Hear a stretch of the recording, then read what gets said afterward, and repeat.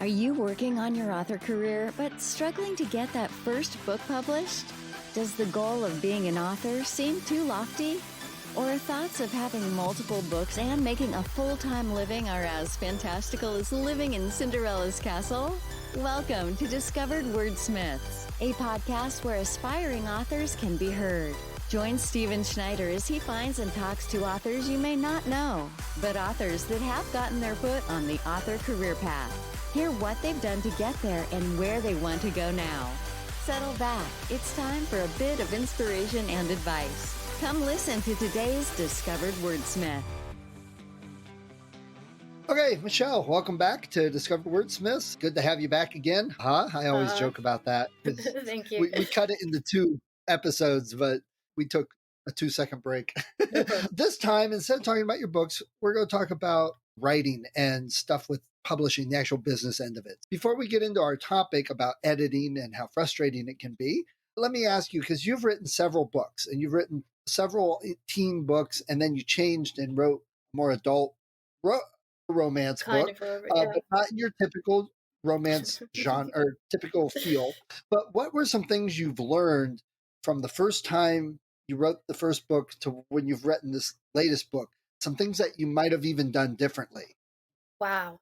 There actually has been so much I've learned. Her Sanctuary, His Heart, the one that's actually being published now, was my very first book I wrote. I wrote it in the first person point of view.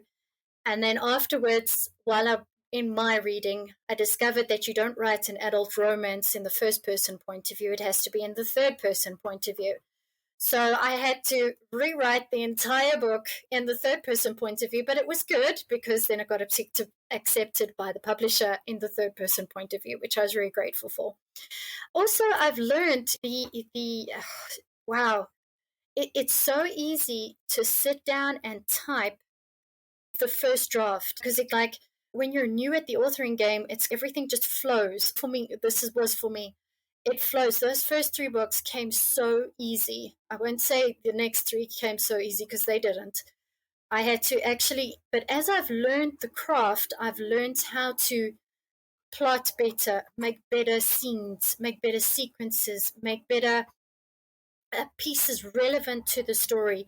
With my first books, I put there was a lot of narrative in them that needed to be shown, not told. And it's learning that showing and telling. Definitely, I've learned that. And also how well-placed questions can expand your story into a way that you never thought it would be possible. And as a new writer, I think I've read lots in my life. I'm a huge fan of reading. And so that kind of inspired me to write, but it doesn't give you the ammunition, if you can put it like that, for you to be able to write. You've got to learn your craft. It is totally different writing the words than reading them. And even if you read something, you're like, okay, I'm going to write like this. When you actually get to writing it down, you're like, yeah, that, and then someone else will read it and it's, yeah, that's not even close. And you're like, oh, you're right. I see it. Yeah, I agree. I read a lot of books and attended a lot of kind of free video conferences. I even took a writing course to just put the pieces of a story together and help me to work the story, work it to its best advantage, expand and reach into all the areas of my characters to find out more about them. And I had to learn that. As I say, I've done a lot of research about writing, about plotting, about themes, about characters, about wants, needs, what these characters are going on, and what kind of message you're trying to transmit in your story. But where's your heart? What is that story supposed to reach? And I think that's something that I've learned definitely from when I first wrote a teen book, which was the first one I released, until now. There's been so much growth in myself as a writer because there's so much you have to learn, even about publishing. There's so much you have to learn. And it's not always just as simple as the articles that they put on the internet. Right. I've been getting some coaching lately, and we've been focusing a lot on my prose. And as he said, making it sparkle. Yes. He says, you're writing conversational language. That's the way we would talk, but it comes out clunky in a book. You want to write sparkly prose. And gave me some examples, and it like opened my eyes and my mind. I'm like, oh man, I see it now. I get it. When people say, oh, show, don't tell, you're like, oh yeah, I am doing that. But you really have to write more. And I think, and I've discovered this, and I've tried to explain to others that, because you said your first book wasn't the first book you released, that you went back to it later. And I've done kind of the same thing. And I think people start writing one book and they're like, this has to be my book. I have to be the bestseller with this book. It has to be the great American novel or great Canadian novel. And they put, years and effort into that first book, but almost no author writes their first book and it's really that good. There's so few that do that. I agree. I found you've got to write and learn and move on and get to the next thing. And it's hard to explain how to make your prose so it's show, not tell. And I'm reading a book about that right now that's really good. And it is a tough subject because there's not a lot out there to help.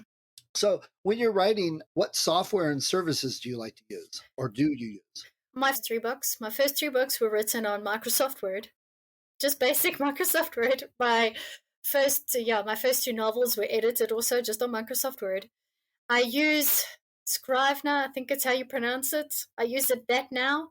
I can't say I am a whiz at it. I'm really not. I'm still learning the program as it goes. I used YWriter for a while. I wrote my one submitted to the publisher. I wrote two of mine on YWriter, and I found YWriter very user friendly, but then I had an issue with the backup, and so that's why I decided to move to Scrivener.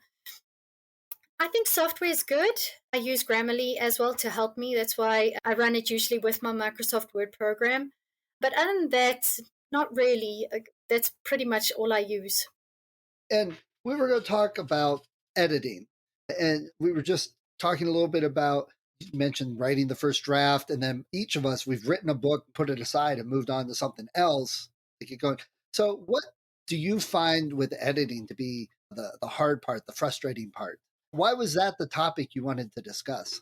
For me, the first time I went through the editing with a professional editor, I was working with Ambassador, and she took out so much from my story, I nearly had a fit.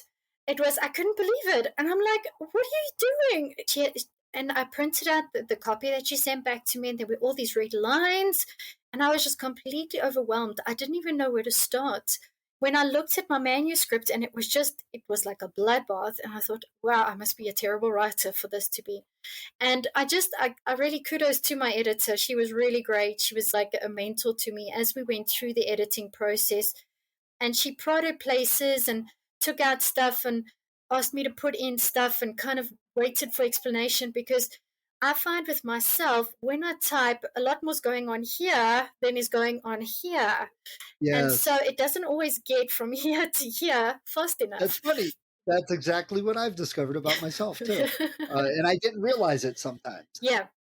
So with my editor, you start a thought here, and 3 paragraphs later, we still haven't gotten to the end of the thought because we have no idea where the thought has gone. So I'm like, okay, yeah, for sure. So for me, that it was a very frustrating, because a lot of my story was taken out, and I thought to myself, but these are really important pieces that need to be in the story. And as we worked through the various drafts, as we went through the various steps of editing, how my editor assisted me in creating the best story I could. And so for me, it was quite frustrating each time she would get back to me, and there'd be another huge section that I thought, wow, but it's very important to be in. And as the story came together and we got to the end of the story, it was like, wow, the story looks the story is true to how I put it, but it's so much better explained. The ideas I wanted to get across in it are so much better. It's just the picture is so much better. And although the process was very frustrating, like with my teen book that I also had it re-edited and redone, going through that was also a huge thing. When she first sent me like 6 pages of notes. And I was like, now where the heck am I supposed to start? How am I going to get through this? And she said to me, you know what, just sit down, work through it one chapter at a time. And it was just having someone say to me, okay, take this approach with it, and just sit down and think about it carefully as you go through it step by step. the 6 pages of notes are not so daunting when you look at it 3 sentences at a time. And so for me, the editing process particularly is one of my challenges when it comes to writing. As I said, writing a book is easy. The editing is not the, wow.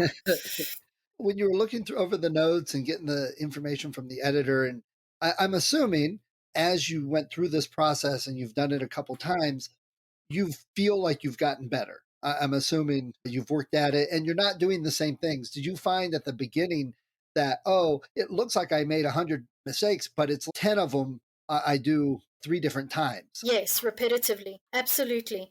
So there were a lot of instances where she would say, show this, don't tell it.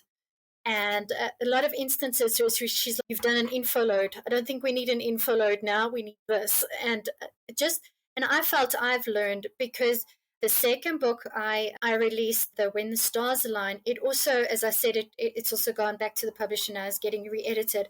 But when I wrote the third or fourth draft of that book, the publisher looked at the first page and he said, wow. And I was like, wow, for a publisher to come back and say, wow, on your first page, from what I had written to how it had been rewritten a couple of drafts later, is what the journey I had gone on from working with my first professional editor, understanding the mistakes I was making and how I could improve my writing so that there was more showing than telling, but more insight into the characters. How could I make an impact on those first couple of sentences that would say to the reader, okay, read me further. I have to know what happens next.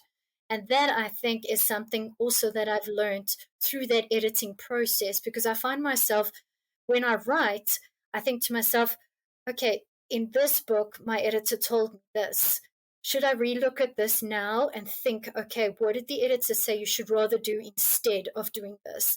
And I think that has Right. grown me also as a writer. Yeah, I agree. And I think one thing I think a lot of authors, and I don't think I've done this, I could have, is that they concentrate so much on their first chapter, their first paragraph and couple lines, and they change it, they edit it, they refine it, they put all this work into it, and it gets good. It's, wow, this is great.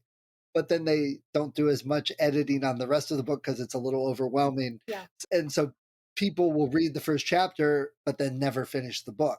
Yeah. So for me, I was really upset, nervous, scared when I got back my first edited anything. Like you said, oh my gosh, and it's just all these lines and notes. And I'm like, it was like 20 pages of notes. So I was like, oh man, I can't even think about this. So I literally put it away for a month before I could get my mind wrapped around it. What I'm finding now, the process that works for me is sit down and get the story out. Get that first draft done as quick as I can, buzz through it. Don't worry about the words. Don't worry about whether it sounds clunky, because it will. The way I write, it sounds clunky, but I get the story out, because then I free myself and I can focus on the minute pieces. I get the whole forest down, and then I worry about making sure each tree looks good instead of worrying about every tree, but I don't even have the story yet. That seems to, so I enjoy editing now, actually, because that's where my story comes out and shines, I think. I find with writing the first draft that I often need, the first draft comes out very easily. It usually does. It takes me maybe a month and a half to write the first draft.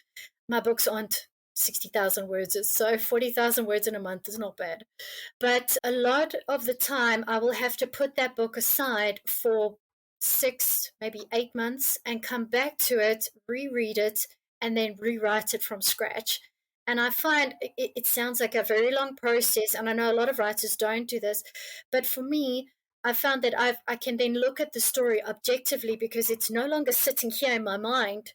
It's out, it's on paper, it's there, and I can now look at it and think, okay, did I get the message across I wanted to in this draft? Did I put everything in places? Are there things I can change? Are there other things I need to add? Do my characters make sense? Do the sequence of events make sense? All of those things, but it takes me a really long time to see those things. So for me, it's better that the book go away for a long time where it's completely out of my mind, and then bring it back and think, okay, how can I now make this better? I agree. I've definitely have found if I don't get the whole story out, if I try and focus on the first couple chapters, all my brain's thinking about is the rest of the story and finishing it and writing Yeah. this, and I could do this. So I've got to get that done, and then I'm much more relaxed. Hmm. The other thing you said, you wrote or read a whole bunch of books, writing books. We all have. I'm assuming, have you read On Writing by Stephen King? No, I actually haven't. Even though Jerry Jenkins recommends that one, I honestly haven't read it. I am a big fan of the snowflake method. Yes, Yes. yeah, Inga Mason. I find that method works most Yes. conducively with my train of thought. Have the broad picture of what your book is doing, and then break it down and break it down and break it down.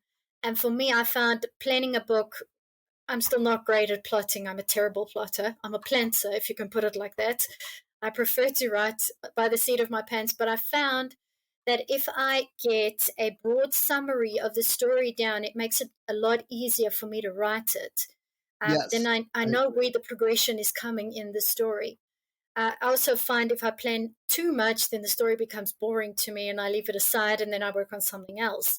So I have to find my balance about how to plot and pants and how we go forward. Yeah, I agree. In On Writing, and I know we've talked about clean books and stuff, there is swearing in that one. So I'll warn you that if you ever do pick it up.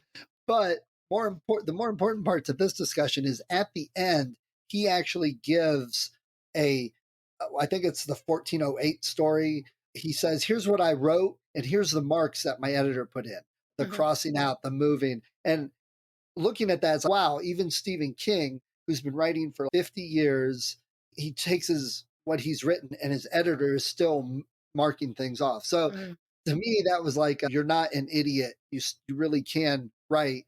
And just because it's not perfect in a first draft Mhm. doesn't matter. So that helped a lot. With that. And I think J.K. Rowling put out a sheet I've seen floating around the internet with Chamber of Secrets, I think, and she has a grid with all the characters and then all the scenes and what the characters are doing in that scene. It's a whole handwritten out note. That helped a lot too, because I'm like, oh, now I can picture that Visualize story it.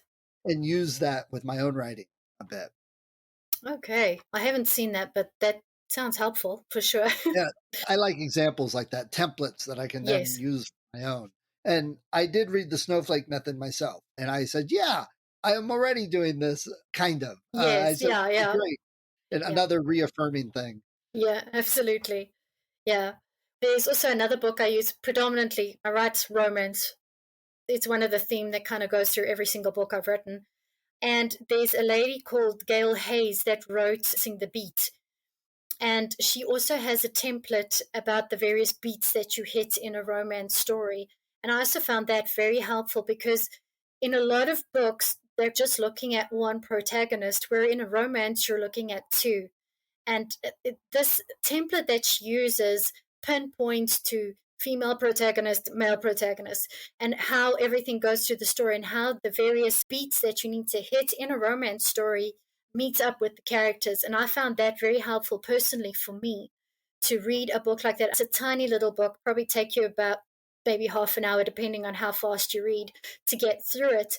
But just those having the two perspectives, the two protagonists in the book, and how to work those two together in the story has been really beneficial, I think, also for me as a writer.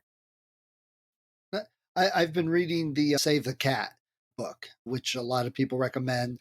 And I'm actually glad I didn't read it before because it's making a lot more sense to me now. I've got a Yes. little bit of writing under my belt, and that helps a lot with understanding. Yeah. And I think, again, I've discovered this by making this mistake. So I've told others, don't worry about getting 500 books on craft and writing.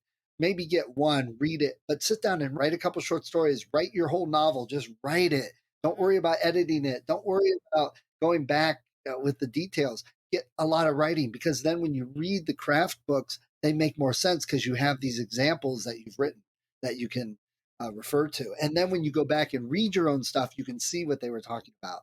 The Save the Cat talks about the beats, the romancing. You were Yes. talking very similar. Yeah. That. I've read that one. Oh, you did? Yeah.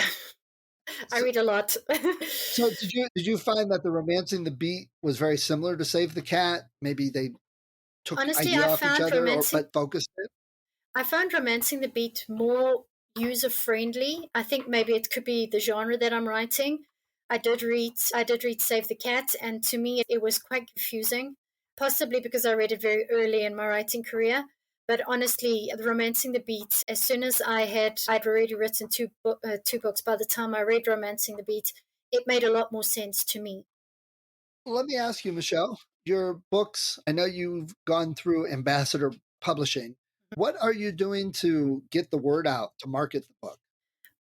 Social media. So I'm busy loading. I've got Instagram, Twitter, Facebook, a webpage. I'm also doing a Bookstagram tour in August, and Nice.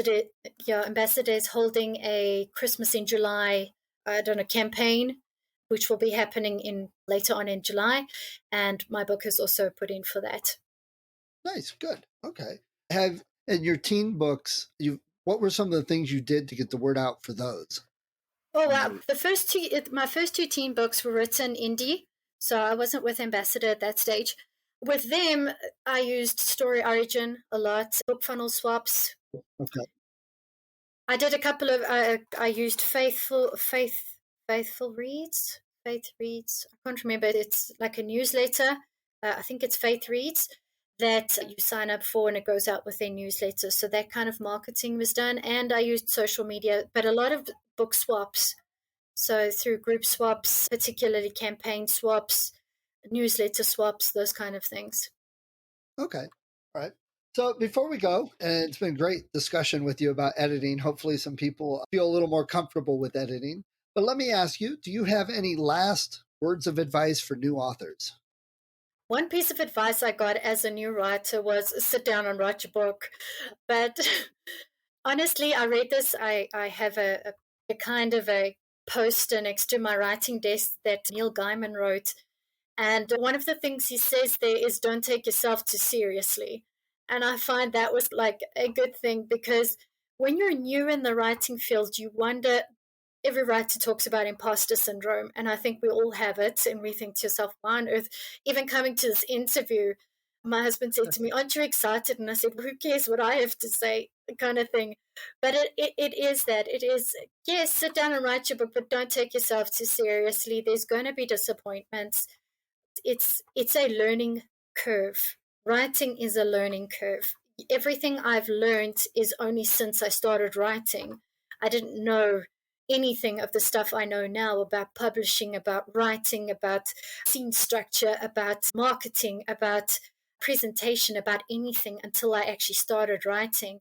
And yes, research is good, but going through the process for you is far better because Yeah. you can read 100 articles about what it's like to be a writer, what it's like to be published, what it's like to be edited, but until you've actually experienced it, it's something very different.